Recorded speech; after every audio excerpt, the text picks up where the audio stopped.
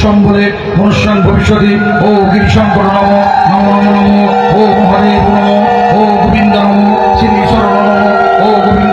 জামাত ইসলামের নেতারা যদি হিন্দুর সাথে মহব্বত রাখে, হিন্দুর সাথে এইভাবে আলাপচারিতা করে, এইভাবে ভোট পাওয়ার জন্য নিজের ইমানকে বিক্রি করে দেয়, ভোট পাওয়ার জন্য নিজের দিন ধর্মকে তারা পিছনে ফেলে দেয়, বিক্রি করে দেয়, তাহলে তাদের সাথে, হিন্দুদের সাথে, বিজাতির সাথে, কাফেরদের সাথে কিয়ামতের দিন তাদের হাসর হবে। অবশ্যই অবশ্যই। আসসালামু আলাইকুম ওয়া রাহমাতুল্লাহি ওয়া বারাকাতুহু। حامدا ومصليا ومسلما أما بعد فأعوذ بالله من الشيطان الرجيم وأن ليس للإنسان إلا ما سعى صدق الله العظيم। সম্মানিত দর্শকবৃন্দ, সম্প্রতি আপনারা লক্ষ্য করেছেন জামাতের কিছু নেতা মন্দিরে তারা হিন্দুদের সাথে পূজা উদযাপনে তারা গিয়েছে, সেখানে তাদের সঙ্গ দিয়েছে এবং অনুষ্ঠানে তারা অংশগ্রহণ করেছে এবং বিভিন্ন মন্ত্র তারা উচ্চারণ করেছে, তাদের সাথে আলাপচারিতায় তারা লিপ্ত হয়েছে। এই ব্যাপারে শরীয়তের হুকুম কি আমরা একটু লক্ষ্য করব ইনশাআল্লাহ। আমরা আজকে জানবো পূজাতে মুসলমানদের যাওয়া জায়েজ হবে কিনা।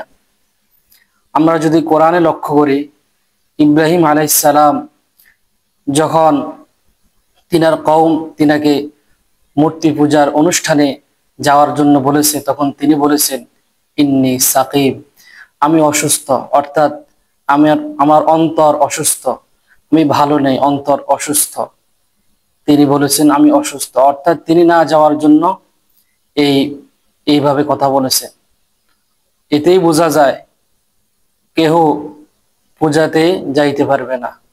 হুজুর সাল্লাল্লাহু আলাইহি সাল্লামের জামানায় হুজুর সাল্লাল্লাহু আলাইহি সাল্লাম কাফিরদেরকে তাদেরকে নিরাপত্তা দিয়েছেন, কিন্তু তাদের পূজায় কোনোদিন গিয়েছেন, কোনোদিন সেখানে গিয়ে অংশগ্রহণ করেছেন, এরকম কোনো নজির পাওয়া যায় না, এরকম কোনো নজির সাহাবীর মধ্যেও পাওয়া যায় না। অতএব যারা এইভাবে পূজা মণ্ডপে যায়, হিন্দুদের সাথে সঙ্গ দেয়, হিন্দুদের সাথে চলাফেরা করে, আল্লাহ রসুল বলেন মান তাশাব্বাহা বিকওমিন ফাহুয়া মিনহুম, যে যার সাদৃশ্য গ্রহণ করবে, যে যার অনুসরণ করবে, সে তার দলভুক্ত হয়ে যাবে। কিয়ামতের দিন তাদের সাথেই তার হাসর নাসর হবে। এবং আল্লাহ রসুল এটাও বলেছেন আল মারউ মা'a মান আহাব্বা, যে যাকে মহব্বত করবে তার হাসর নাসর তার সাথে হবে। জামাত ইসলামের নেতারা যদি হিন্দুর সাথে মহব্বত রাখে, হিন্দুর সাথে এইভাবে আলাপচারিতা করে, এইভাবে ভোট পাওয়ার জন্য নিজের ইমানকে বিক্রি করে দেয়, ভোট পাওয়ার জন্য নিজের দিন ধর্মকে তারা পিছনে ফেলে দেয়, বিক্রি করে দেয়, তাহলে তাদের সাথে, হিন্দুদের সাথে, বিজাতির সাথে, কাফেরদের সাথে কিয়ামতের দিন তাদের হাসর হবে।